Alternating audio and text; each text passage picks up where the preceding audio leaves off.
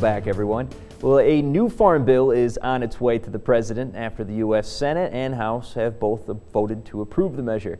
And in tonight's Montana Ag Network report, Russell Nemitz shares some of the bill's priorities for Montana farmers and ranchers.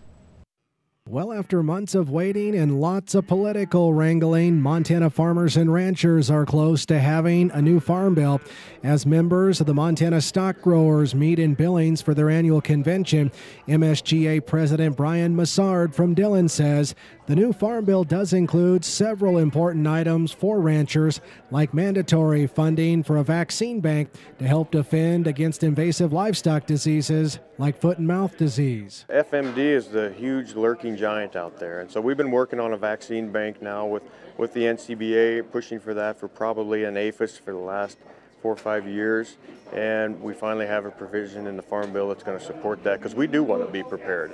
A lot of all these other countries, if they find it in one little area, you know, they'll just surround that area and that country can export everywhere else. But in the United States, we find it in one cow, everybody shuts us off. And so it's pretty important for us to be ahead of that curve, make sure we're prepared and we can deliver our product all over the world. The final compromise includes other key priorities for Montana agriculture, including protecting crop insurance, a critical part of the safety net for Montana farmers, as well as securing funding for important conservation programs such as EQIP and CSP.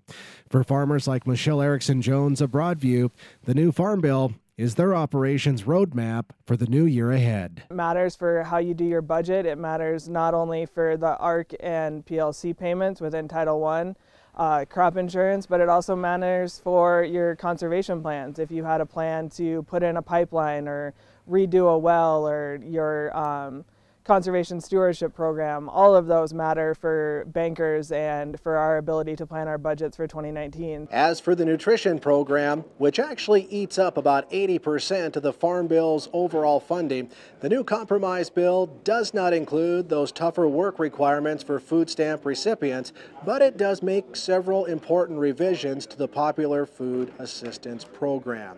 For Montana agriculture, though, instead of a lump of coal during this year's Christmas season, it does look like Montana farmers and ranchers will have a nice farm bill present under the Christmas tree. At the Montana Stock Growers Convention here in Billings, Russell Nemitz, MTN News. The new farm bill will also secure provisions to expand broadband access in rural Montana, promote precision agriculture, and prioritize funds to areas that are unserved with no access. It also includes the Hemp Farming Act.